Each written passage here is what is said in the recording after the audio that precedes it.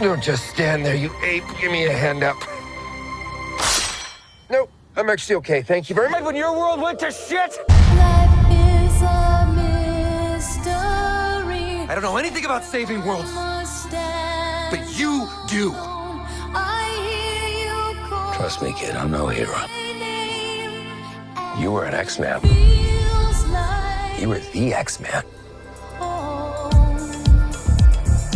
This Wolverine let down his entire world. Well, my entire world needs you. Shake on it. Ah! Nicked it. Just got the tip with your little steak knife.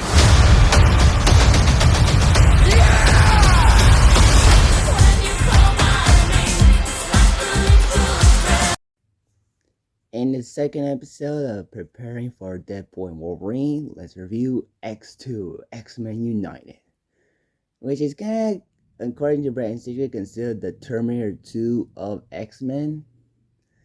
And it's not like my favorite X-Men movie, but it's pretty good, to be honest. So in this movie, the X-Men are going to need to stop William Stryker, who was the people responsible for Wolverine, of who he is now, with the help of the evil Magneto and Mystique. Meanwhile, they meet up a new mutant, Kurt, also known as Nightcrawler, who had a pretty cool opening sequence in the White House, and he's played by Alan Cumming from Flintstones and Son of the Mask. And he is okay in this movie. He is not a very super important character. Well, he is an important character in this movie, but just not super prominent. But he has some good makeup and his performance is solid.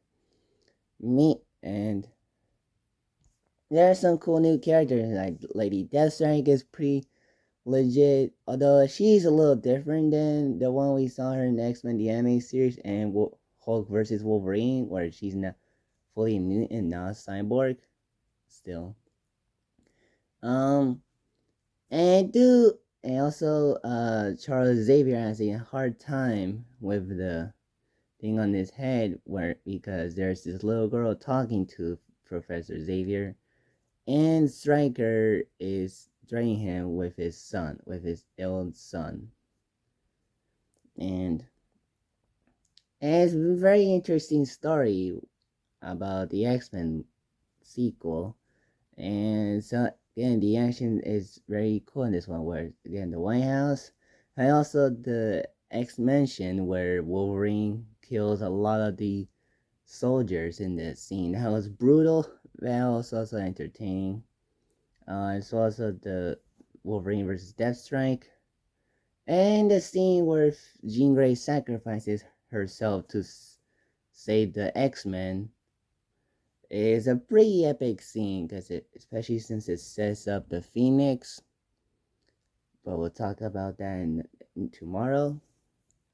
And Magneto and Mystique is interesting because they're not doing this because they think it's right, but I feel like they have to do it because they're still villains, and they are gonna be villains, and Pyro is gonna now turning into a bad guy too.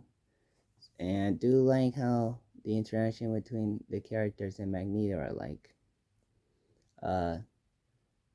And I do appreciate the score even better, especially since the main theme in this movie is the one I recognize the most from the X-Men movies. So it's good to hear. Stryker was a decent antagonist, or being a threat to Wolverine, and shows more flashbacks to how Wolverine got his powers. It feels more like a horror movie, to be honest with you, because of the green lighting to it, and the way Wolverine was reacting to this. How it's happening. It's very interesting, like more than how it would be later be portrayed in X-Men Origins Wolverine. And yeah, so I really like X-Men 2, X-Men United.